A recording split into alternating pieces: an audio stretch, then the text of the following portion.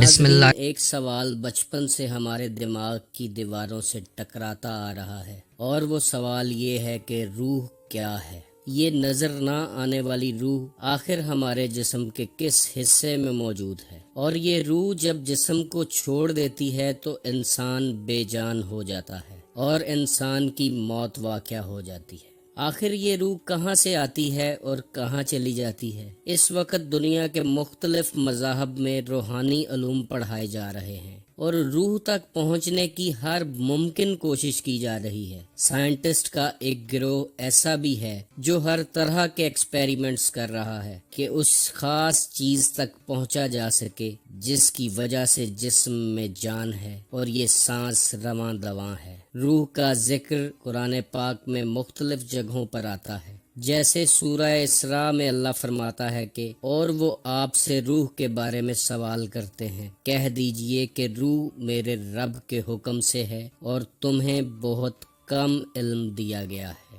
روح کے بارے میں اللہ کی طرف سے جتنا علم دیا گیا اس کی روشنی میں آج آپ جان لیں گے کہ آخر یہ روح کیا ہے جس کے اندر ہماری زندگی کا سامان رکھا گیا ہے۔ آج کی یہ ویڈیو انتہائی انفارمیٹو ہونے والی ہے، اسے آخر تک دیکھیے گا، لائک کیجئے گا، شیئر کیجئے گا اور چینل کو سبسکرائب کیجئے گا۔ آپ کا ویڈیو کو لائک اور شیئر کرنا ہمارا حوصلہ بڑھاتا ہے۔ ناظرین، سادے سے الفاظ میں روح وہ خاص چیز ہے جو ایک جاندار چیز کو بے جان سے الگ کرتی ہے۔ حکمت الہی ہے کہ اللہ نے انسان کو روح کا بہت کم علم دیا ہے، مگر اتنا ضرور دیا ہے کہ جتنا انسان کے لیے جاننا ضروری تھا، ورنہ اگر یہ انسان روح سے مکمل طور پر آشنا ہو جاتا تو شاید انسانی دل، کڈنیز، لنگز اور لیور کے بعد روح بھی مارکیٹ میں سمگل ہونے لگتی۔ روح امر ربی ہے اور اللہ کے رازوں میں سے ایک راز ہے۔ جہاں تخلیق آدم کا واقعہ قرآن میں درج ہے، وہاں اللہ فرشتوں سے کہتا ہے کہ جب میں آدم کے مجسمے کو درست کر لوں اور اس میں اپنی روح پھونک دوں، تم اس کے آگے سجدہ ریز ہو جانا۔ یعنی کہ روح وہ خاص چیز ہے کہ جس کی بدولت فرشتوں نے انسان کو سجدہ کیا۔ یہ وہی خاص چیز ہے جو بنی آدم کو دوسری مخلوقات سے ممتاز اور افضل بناتی ہے۔ ناظرین، آپ یہ جان کر حیران ہوں گے کہ روح کی بھی مختلف اقسام ہیں۔ یہ روح پتھروں، پیڑ پودوں اور جانوروں میں بھی موجود ہوتی ہے۔ یہی وجہ ہے کہ ان پتھروں نے رسول اللہ صلی اللہ علیہ وآلہ وسلم کے سامنے کلمہ پڑھا اور آپ نے فرمایا کہ احد پہاڑ مجھ سے محبت کرتا ہے، اور محبت صرف وہی چیز کر سکتی ہے جس میں روح جلوہ گر ہو۔ یہی وجہ ہے کہ پیڑ پودے آپ علیہ السلام کے ساتھ چلنے لگتے تھے اور جاندار آپ سے باتیں کیا کرتے تھے۔ روح کو سمجھنے کے لیے انسان کی پیدائش پر غور کرنا ہوگا۔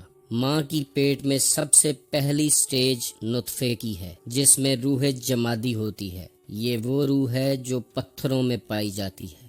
جیسے پتھر حرکت نہیں کرتے، ویسے ہی ماں کے پیٹ میں یہ نطفہ حرکت کیے بنا ساکن ہوتا ہے۔ اگلی سٹیج میں یہ بچہ ایک ہی جگہ پر ساکن حالت میں بڑھنے اور پھلنے پھولنے لگتا ہے، جیسے پیڑ پودے اپنی جگہ چھوڑے بنا بڑھتے ہیں۔ اس وقت بچے میں روح نباتی آ چکی ہوتی ہے جو پیڑ پودوں کی روح ہے۔ اس سے اگلی سٹیج میں بچہ ماں کے پیٹ میں حرکت کرنے لگتا ہے۔ اس وقت اس میں روح حیوانی آ چکی ہوتی ہے جو جانداروں میں ہوتی ہے۔ اس کے بعد اگلی سٹیج پر بچہ پیدا ہو کر دنیا میں پہلی سانس لیتا ہے تو اس وقت روح انسانی جسم میں داخل ہوتی ہے جو اللہ کا خاص امر ہے اور خاص روح ہے۔ یہی وجہ ہے کہ اگر بچہ مرا ہوا پیدا ہو تو اس کی نماز جنازہ نہیں ہوتی، کیونکہ اس کے جسم میں روح انسانی داخل ہی نہیں ہوئی ہوتی، اور نماز جنازہ صرف روح انسانی کی ہوتی ہے جو بچے کی پہلی سانس کے ساتھ جسم میں داخل ہوتی ہے۔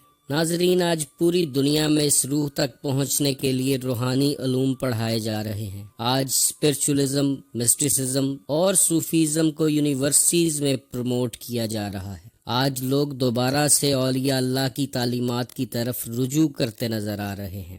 آج مختلف قومیں اور مختلف مذاہب کے لوگ روحانیت کی طرف راغب ہو رہے ہیں، اور اس بات کی صرف ایک وجہ ہے کہ جو شخص اپنی روح کو پہچان لے گا وہی اللہ کو پہچان لے گا، اور اللہ کی پہچان وہ واحد چیز ہے کہ جس کے لیے انسان کو اس دنیا میں بھیجا گیا ہے، کیونکہ اللہ فرماتا ہے کہ میں چھپا ہوا خزانہ تھا اور میں نے چاہا کہ پہچانا جاؤں تو میں نے اپنی پہچان کے لیے مخلوق کو خلق فرمایا۔ مولانا روم فرماتے ہیں کہ ایک دفعہ میں نے اللہ سے التجا کی کہ اے اللہ، میں تجھے جانے بنا مرنا نہیں چاہتا، تو غیب سے ندا آئی کہ جو مجھے جان لے وہ پھر کبھی نہیں مرتا۔ کہا جاتا ہے کہ انسان کا نفس ایک ایسی چیز ہے جو انسان اور اللہ کے درمیان ایک حجاب ہے، ایک پردہ ہے، اور اللہ کو جاننے پہچاننے کے لیے اس نفس پر قابو پانا انتہائی ضروری ہے، اور نفس پر قابو پانے کے لیے انسان کو اپنی روحانی طاقتوں پر کام کرنا پڑتا ہے جو انسان کی باڈی میں پوشیدہ رکھی گئی ہیں۔ حضرت علی علیہ السلام فرماتے ہیں کہ بیماری انسان کے اندر ہے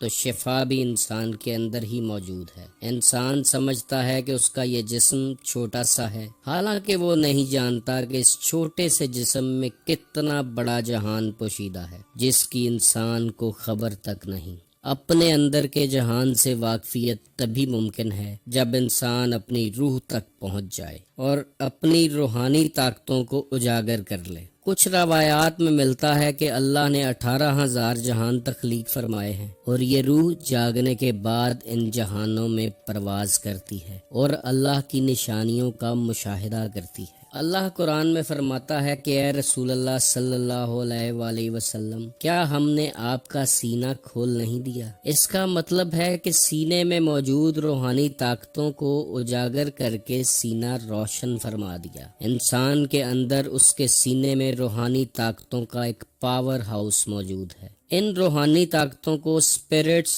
لطائف، چکراس یا ارواح کہتے ہیں، جن کا نام قلب، روح، سری، خفی، اخفا اور انا ہے۔ یہ اسپرٹس انسان کے سینے میں موجود ہیں مگر سو رہی ہوتی ہیں، اور ان اسپرٹس یا ارواح کو جگانے کے لیے کسی گائیڈ، استاد، مینٹور یا مرشد کی ضرورت ہوتی ہے، جو اپنی روح کی انرجی سے ان روحوں کو جگاتا ہے اور مرید کو روحانی بصیرت فراہم کرتا ہے۔ اور روحانی بصیرت حاصل کرنے کے بعد انسان مختلف جہانوں کی سیر کرتا ہے، وہ جہان جو یہ ظاہری آنکھوں سے انسان نہیں دیکھ سکتا۔ ان جہانوں کی سیر کرنے کے بعد انسان اللہ کی بنائی ہوئی دیگر مخلوقات سے ملاقات کرتا ہے اور اللہ کی نشانیوں کا مشاہدہ کرتا ہے۔ قرآن پاک میں اللہ فرماتا ہے کہ اور ہم دکھائیں گے تمہیں اپنی نشانیاں کھلے آسمان تلے اور خود تمہارے جسموں کے اندر، یہاں تک کہ تم کہہ اٹھو گے کہ یہی حق ہے۔ انسان کے اندر یہ پوشیدہ روحیں اللہ کی نشانیاں ہیں، اور اللہ کی پہچان اللہ کی انہی نشانیوں سے ہوتی ہے، اور بالآخر انسان اپنے خالق حقیقی کو پہچان لیتا ہے اور دنیا میں آنے کا مقصد پورا کر لیتا ہے۔ پھر اس کا جسم تو کبھی مٹی میں چلا جاتا ہے مگر روح ہمیشہ کے لیے زندہ اور امر ہو جاتی ہے۔ جیسے بلے شاہ نے فرمایا کہ بلے شاہ اساں مرنا نہیں، گور پیا کوئی ہور۔ اللہ فرماتا ہے کہ میرے خاص بندے لا خوف ہو جاتے ہیں، یہاں تک کہ مرنے کا ڈر بھی ان کے اندر سے نکل جاتا ہے، کیونکہ وہ جان جاتے ہیں کہ ان کی روح زندہ ہے، اور وہ جس جہان میں بھی جائے گی اس جہان کا خاص لباس اسے پہنا دیا جائے گا، جیسے اس جہان میں روح کا لباس یہ جسم ہے۔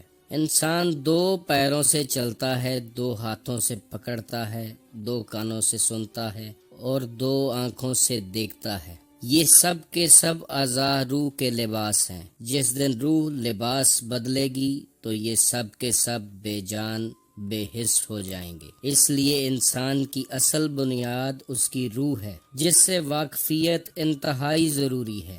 جو انسان اپنی روحانی طاقت تک نہ پہنچ سکا اور قرب الہی معرفت الہی کی منزلوں سے ہوتا ہوا دیدار الہی تک نہ پہنچ سکا تو سمجھ لیں کہ اس کا اس دنیا میں آنا بے سود اور بے مقصد ہے۔ ناظرین، اگر آپ کو یہ ٹاپک پسند آیا تو آنے والی ویڈیوز میں ان تمام روحانی طاقتوں کا ذکر کریں گے جو انسان کے اندر موجود ہیں اور چھپا کے رکھی گئی ہیں، اور بات کریں گے کہ وہ طاقتیں کیسے اجاگر ہوتی ہیں۔ اس دعا کے ساتھ ویڈیو کو ختم کرتے ہیں کہ اللہ آپ کو اور مجھے اپنی معرفت کا جام پینے کی توفیق عطا فرمائے۔ آپ خوش رہیں، آباد رہیں اور رحمت خداوندی آپ کے گھروں پہ سایہ فگن رہے۔ اللہ حافظ۔